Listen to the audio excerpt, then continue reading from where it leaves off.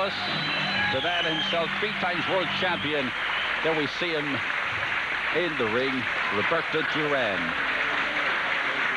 There he is, 37 years of age, has fought 91 fights in his career. He's won 84 of them, lost 7. And of those 84 victories, Roberto Duran has knocked out 60 of his opponents. Sylvester Mitty sitting here beside me. What are your impressions and thoughts of this man? I think I loosely say this about my... Oh, we'll wait for the MC.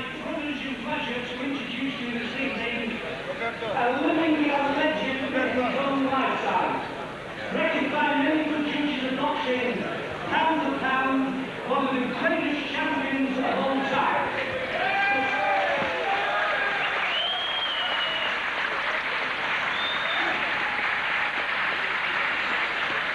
The former lightweight champion of the world, the former welterweight champion of the world, the former light middleweight champion of the world, and a good back to win the world middleweight championship.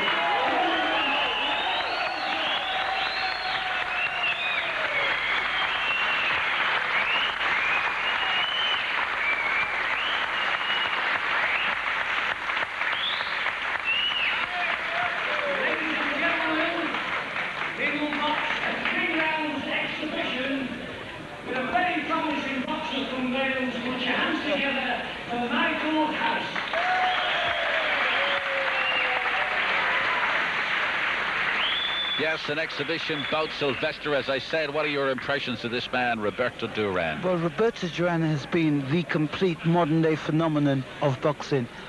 It's amazing that he's gone up 4 weights from lightweight to a full-blown middleweight, taking the marvelous Marvin Hagler 15 rounds.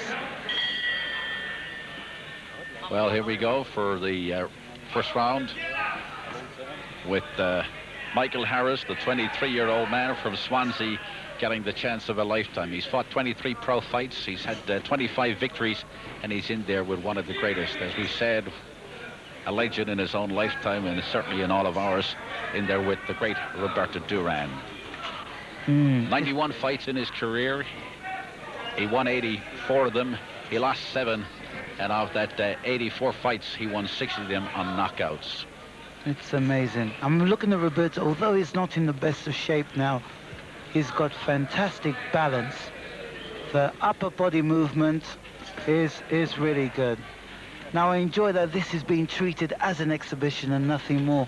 No punches should let go with too much venom, because it wouldn't be fair to the word exhibition. And I think they've been very, very sensible about the whole where they're conducting themselves. Sylvester, he's 37 years of age now. He still has ambitions to win a 4th world title, and he still looks in pretty good shape in there. Yes, and believe me or not, he is what I would consider not in athletic shape, but socially he's in good shape. But still, it's good to see him. He's still a bit slow, a bit ponderous, but he's got a professional respect for people lesser than himself. He's not taking liberties at all. And by same view, his opponent is reciprocating that sentiment. But Michael Harris is going to learn a great deal from being in there with this man. Yes, yes. Michael Harris is another person. He's got a build of a lightweight. He seems to be carrying about 1.5 stone superfluous flesh. So he and Roberto will be okay. I thought that was a very good first round exhibition boxing. Yes, indeed. Roberto, I suppose, will take 1 or 2 rounds to warm up a little bit, but showed that he is still able to dodge and weave like he did against Hagler and the great Sugar Ray Leonard. Yes, I wouldn't put in the same caliber, but I think although he's not punch sharp yet, his body still has that movement, and it still comes out not quite as smooth as butter, but it's coming out. Well, we're watching the audience here at the Porterton Room, looking up at this living legend. That's Michael Harris we're looking at. Yes. And the good thing about this exhibition, the crowd seems contented just to look at Duran, to see him in his physical flesh, rather to see him take part in an absolute war. No one's paying for blood, so they're there to see the man and enjoy his presence in this country. The man who was given so many names and nicknames throughout his fighting career. Stone Fist as one. Stone, wasn't it? Yes. And they called him El Animal at one stage. South America. Yes, as a lightweight, he was as a young boy, I used to fantasize about Roberto. And even now as a grown man, it's a great pleasure for me just to see him. Well, we saw him there drop down his hands, and when Harris thought he was relaxing, he shot over that right hand and caught Harris at the side of the jaw. Super punch. Yes, Roberto, what he's got good sense of timing, good sense of distance, you know. Like even when he comes within the opponent, his feet are well balanced, and he's always aware where his hands is in relation to his opponent. There we are. Whoa, whoa, whoa, whoa. There he drops his hands down again and takes one or two of them on the chin from Michael. He's sticking his chin out there. He actually did that against Marvin Hagler. And he offers Michael the chance of having another go at him. And he chases Harris around, telling him to have a go at him. And then he pokes out his own left hand. Super exhibition stuff from Roberto Duran. And, of course, Michael Harris entering into the occasion as well. That's right. Now, Roberto, he's all... Prior to seeing him tonight, everybody called him the absolute animal, and I wondered whether he was capable of having an exhibition, taking it easy, playing patter cake, and he's amazed me. He is one amazing fellow. There's the end of round two, and I can tell you that right above us here, Sylvester, he had a big smile on his face at the end of that round.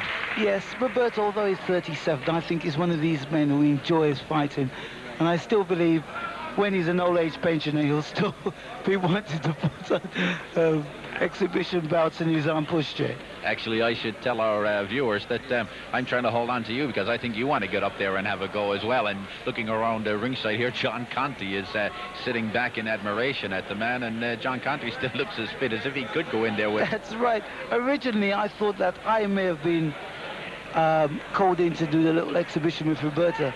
It's something I would have thoroughly enjoyed doing it, because me being a little bit of an extrovert, I think I could have hammed it up maybe a little bit better than Harris is at this moment in time. Well, as I said, you've got the next best seat in the house. Not being inside the ring, you're right at the ringside with me. That's right. This is the third round that Roberto Duran will perform with Michael Harris, and then Michael will go out, and in will come one of the golden boys of British boxing, Errol Christie.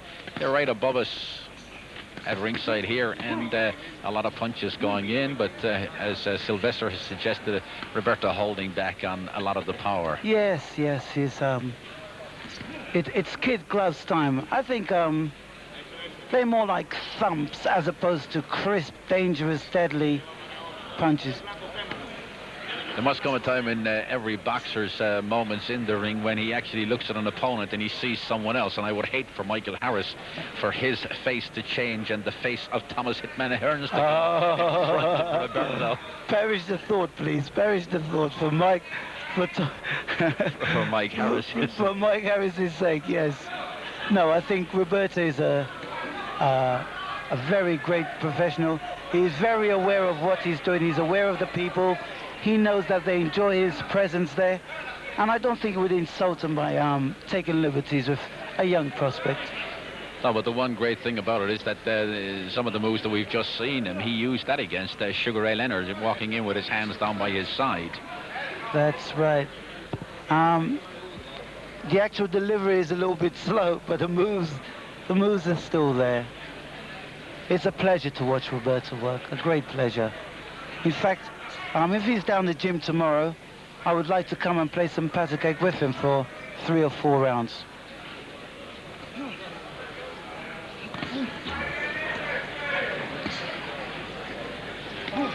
Two of them right above us here, and Roberto is showing you the full extent of his boxing ability. Yeah. Yes, the end of the third round, and he shakes Michael Harris's hand, and he's done a super job. And Roberto getting a standing ovation from the audience here at the Quarterton. What about that, Sylvester? I thought it was a very good exhibition. I thought Michael Harris may have been a little bit overawed by Hill, but we've now got Errol Christie coming in.